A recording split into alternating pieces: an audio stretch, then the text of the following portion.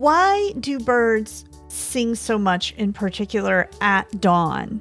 Is it just because they've just woken up, so they've got lots of energy? Like our dogs are like fired up and super rambunctious in the mornings because they've got all this energy they've been building all night while they've been sleeping. Is that what's going on?